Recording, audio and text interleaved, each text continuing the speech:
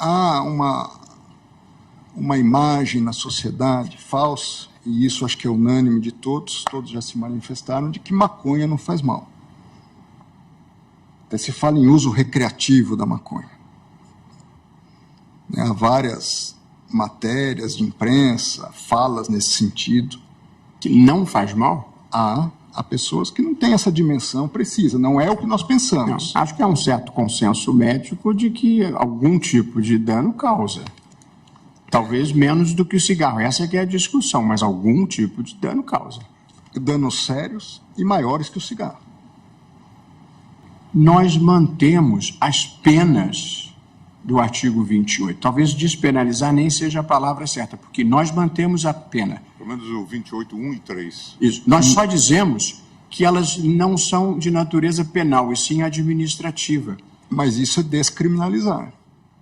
Eu estou tirando o ilícito penal, passando para um ilícito administrativo. Certo, mas com qual consequência prática que não seja quebrar a primariedade desse jovem? Geralmente são jovens. Eminente ministro Luiz Roberto Barroso, primeiro, há sim a retirada de uma pena, que é a prestação de serviço à comunidade. Sim. Sob a minha ótica, tem uma finalidade propedêutica e preventiva importante. Esse é um primeiro aspecto. Quanto à questão da reincidência, se o ponto é esse, eu acho que nós não precisaríamos partir para esse caminho. Não é a reincidência. É que para um jovem pobre que está procurando emprego, se constar da certidão de antecedentes dele que ele não é mais primário, ele tem uma dificuldade a mais na vida, numa vida que já é difícil. Descriminalizar significa deixar de tratar como crime. Despenalizar significa deixar de punir com pena de prisão, mas punir com outras medidas. Este é o sistema em vigor atualmente.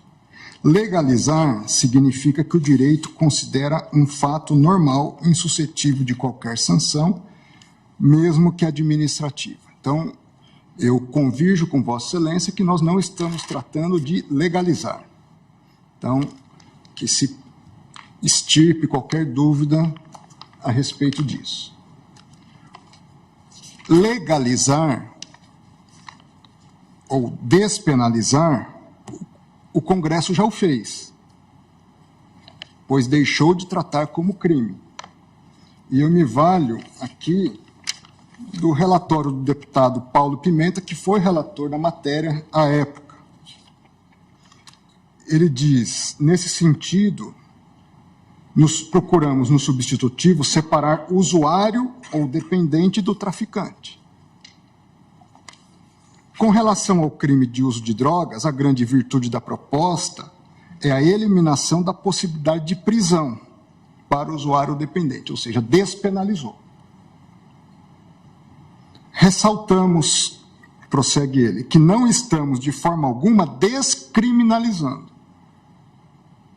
a conduta do usuário. O que é, inclusive, o Brasil, inclusive, é signatário de convenções internacionais que proíbem a eliminação desse delito. O que fazemos é apenas modificar os tipos de penas a serem aplicadas ao usuário, excluindo a privação da liberdade. Então, o Congresso, de fato, já despenalizou. O que significa isso? Ao usuário de droga, que porta droga, não se priva mais da liberdade. Porém, a minha divergência é que, por hora, nós estamos tratando de duas questões. Uma, como bem apontou Vossa Excelência, é a necessidade de se estabelecer um critério objetivo para distinguir tráfico de uso. E aí há várias possibilidades de gramaturas que nós podemos estabelecer. Segunda questão é, de fato, a descriminalização. Que, salvo se houver um reajuste de votos e nós só formos debater a questão da quantidade para diferenciar, eu entendo que nós estamos tratando da descriminalização também. Eu resgato os debates havidos na última sessão, logo após o voto do ministro Cristiano Zanin. Naquele momento, disse o ministro Alexandre de Moraes: presidente, à época ministra Rosa Weber, só um esclarecimento. Pelo que eu entendi da posição do ministro Cristiano Zanin, nós podemos separar em 2 pontos. O primeiro ponto seria a questão da descriminalização.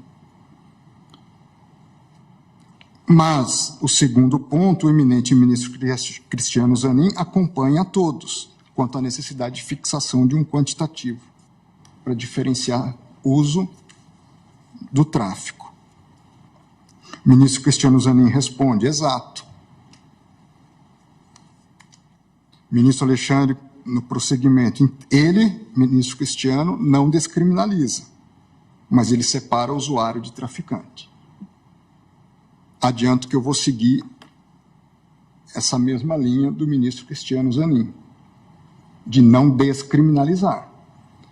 Porque, salvo, repito, se houver um reajustamento dos votos anteriores, entendo que nós estamos, sim, tratando de descriminalização. O ponto que eu observei, ministro André, nós não temos uma divergência de substância, é que todos nós que já votamos acompanhando o relator, nós mantemos as penas do artigo 28. Talvez despenalizar nem seja a palavra certa, porque nós mantemos a pena. Pelo menos o 28, 1 e 3. Isso. Nós só dizemos que elas não são de natureza penal, e sim administrativa.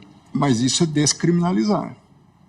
Eu estou tirando o ilícito penal, passando para um ilícito administrativo. Certo, mas com qual consequência prática que não seja quebrar a primariedade desses jovens, geralmente são jovens? Eminente ministro Luiz Roberto Barroso, primeiro, há sim a retirada de uma pena, que é a prestação de serviço à comunidade. Sim. Sob a minha ótica, tem uma finalidade propedêutica e preventiva importante.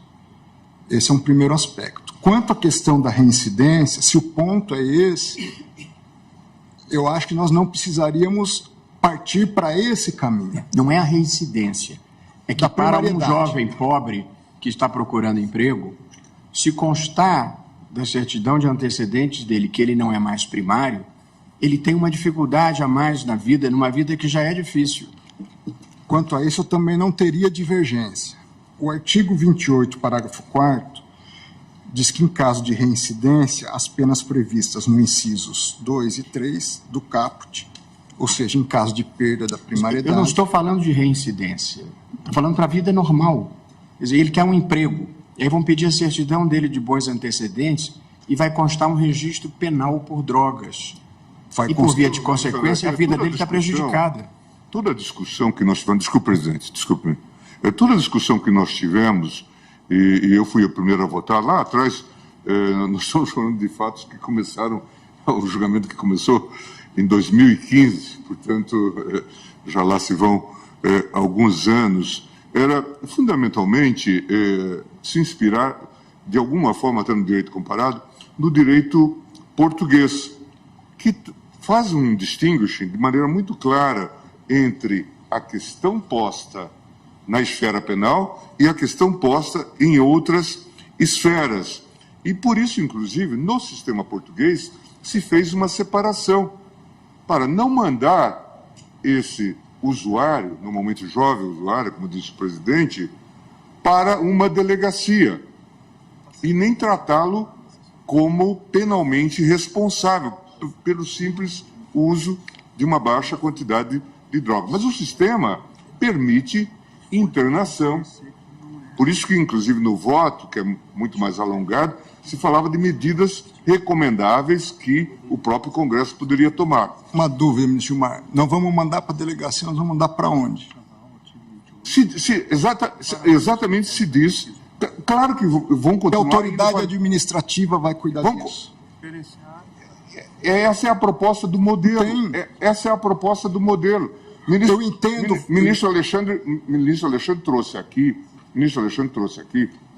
Veja, eu não quero cometer uma interrupção em relação ao seu voto. Imagina, também. Mas o ministro Alexandre trouxe aqui os dados, inclusive em série, de delegacias da capital que adotam critérios díspares. Quanto a isso, eu estou extremamente de acordo a tudo.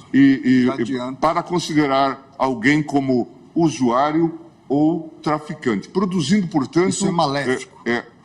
uma Babel que resulta aqui. A proposta é dizer, aquele que for usuário, ele precisa de tratamento. Nós temos um usuário de drogas leves, que deve ser advertido, eventualmente diálogo com a família. Nós temos usuários que podem precisar de internação. E por isso o sistema permite, por isso também se faz aqui um apelo ao legislador para que se faça até a internação, o tratamento. Porque, claro, recentemente o ministro Alexandre foi relator de uma situação envolvendo pessoas na Cracolândia. Não era esse o objeto do debate, mas nós sabemos que pessoas se tornam usuários e completamente dependentes. Então, a abordagem era... Esse é um debate legítimo, ministro Gilmar. A única questão é uma questão que nós estamos definindo uma descriminalização. Pelo menos sejamos honestos em admitir isso. É uma tese de um lado, é uma tese de outro, mas é isso do que nós estamos... Sim, mas deixa de ser infração penal, continuando a ser um ilícito aqui administrativo. Por isso que, inclusive, propus uma interpretação conforme. O que, com a devida vênia, é uma descriminalização. É porque, assim, porque a palavra, ela produz um efeito, ministro André. Pois não, perdão, ministro. É só uma questão, talvez seja menos uma questão semântica e mais uma questão de percepção. Quando fala descriminalização, parece que nós estamos dizendo que não tem problema. E não é isso que nós estamos fazendo. Não é recreio. Não é isso que nós estamos fazendo. Mas, veja, nós entendemos a posição de Vossa Excelência e eu devolvo a palavra para continuar. Até porque eu justifico isso. Pois não, ministro Alexandre. Ministro Alexandre. Permite, eu quero aqui, até porque eu trouxe a proposta de tese, o ministro André está correto. Nós não estamos legalizando, ou seja, dizendo que não poderá haver consequências, mas nós estamos descriminalizando. Então é importante o debate, a minha posição é contrária do ministro André, mas eu preciso me manifestar nesse sentido, porque o primeiro item da minha tese é exatamente isso, não tipifica o crime previsto no artigo 28. Isso. Então nós não estamos legalizando, como o presidente disse. Com o que eu concordo. Mas estamos descriminalizando. Não é mais crime. Ou seja... É um ilícito, mas não é crime. Não é crime. Não é um ilícito criminal. Não é crime. Mas é o que eu falei. Estamos mantendo como ilícito administrativo, podendo o legislador, inclusive, fazer todo um tratamento, e daí a necessidade de que as autoridades de saúde pública passem a focar essa temática. Ministro André e ministro Alexandre, é fato que tecnicamente a gente está descriminalizando. Tanto que eu falei, nosso problema é um pouco mais de sonoridade das palavras. Ao falar descriminalizar, gera-se a confusão que eu tentei desfazer ao início. Porque descriminalizar pode parecer que é legalizar. Então, nós estamos dizendo que deixa de ter uma sanção penal e passa a estar sujeito a medidas administrativas. Ok. Esse é o fato. Eu acho que os votos caminharam na sua maioria, salvo o ministro Zanin nesse sentido. Mas essa questão é importante pelo seguinte, ao descriminalizar, a polícia não pode entrar no domicílio de alguém que esteja com maconha para uso próprio, porque não é flagrante delito mais. Então é importante isso, para quem nos ouve saber qual a consequência. O que também, ao seguir, se a maioria seguir a questão colocada pelo ministro Gilmar, o que também não permite que a pessoa fume maconha dentro do cinema. Não. Então são coisas diversas. Agora, a polícia não poderá invadir domicílio legalmente, como pode no caso de ser crime, estar em depósito crime, não será mais flagrante delito. Por isso que é descriminalização. E nem haverá uma liberação para o sujeito instituir, como em Amsterdã, um coffee shop para fumar maconha. Exatamente. Não é disso. Agora, por gentileza, presidente, se puder, ministro Gilmar, então Vossa Excelência está mudando a natureza da infração de infração penal para ilícito administrativo. Vossa Excelência se referiu ao legislador fazer a conformação de como é que se vai proceder com relação ao usuário, se vai ter tratamento, adverte, faz uma audiência para... Agora, Vossa Excelência não fixa a quantidade. Não fixa? Fixa. A quantidade nós ficamos... Está a ser Nós convergimos, em princípio, para 60 gramas. É isso que está na mesa por enquanto. Isso, porque Ah, tá bem, não. houve tanta discussão sobre isso que nós ficamos de fazer ajustes. O ministro Alexandre trouxe considerações, o ministro Barroso, que Minha proposta era 100. se inspirou até na construção do ministro. E aqui eu só queria chamar a atenção... Que é na Espanha. Que aqui tem recomendações para o CNJ para tomar providências quanto ao juízo competente em relação a essa matéria, que não seria, nesse caso, juiz penal, mas um juiz civil, e também medidas relativas ao SUS, para tratar o tema no contexto da saúde pública. Ministro André, Vossa Excelência tem a palavra. Desculpe, Ministro ministro André. Não, isso para mim... Pois não, ministra Carmen. Não, eu sei que cada um Isso só tem a fala da parteia, qualidade do seu voto. que a Não, parteia, e não deixa que Vossa Excelência comece o voto. Mas Eu só não para iria responder abordar isso, mas nos últimos dias a terminologia ficou no ar para mim. Pois não, ministra Carmen. Não apenas porque Vossa Excelência fez uma indagação ao senhor presidente sobre as consequências de ilícito penal para um ilícito civil, que seria, por exemplo, só a reincidência. Não, apenas também trazendo a chega ao que o presidente já respondeu, o ministro relator também. Por exemplo, com base na caracterização do artigo 28 da Lei 11.343 como ilícito penal, a jurisprudência do Supremo se firmou no sentido de que haveria caracterização da posse como falta grave para aquele que, mesmo que já esteja num regime semiaberto ou num regime aberto, como é falta grave, isso importa para outros dados da vida dele. Isto tem importância e foi jurisprudência nossa que firmou isso. Apenas para essa... Agradeço, ministra Carmen, e até para trazer alguns esclarecimentos sobre esse ponto, é uma questão, vamos dizer assim, um pouco lateral no meu voto, mas importante de abordar. O STJ tem um compilado de jurisprudência sobre a lei de drogas. No item 7 desse compilado, ele diz que as contravenções penais puníveis com pena de prisão simples não geram reincidência, mostrando-se, e a partir disso, mostrando-se desproporcional, portanto, desproporcional que condenações anteriores pelo delito do artigo 28 da Lei 11.343 configurem reincidência, uma vez que não são puníveis com penas privativas de liberdade. Há um julgado no âmbito da segunda turma, relator ministro Luiz Edson Fachin, no HC, agravo regimental no recurso ordinário em HC 178.512, onde consta do acórdão reincidência assentada em anterior registro da incidência do artigo 28, ilegalidade.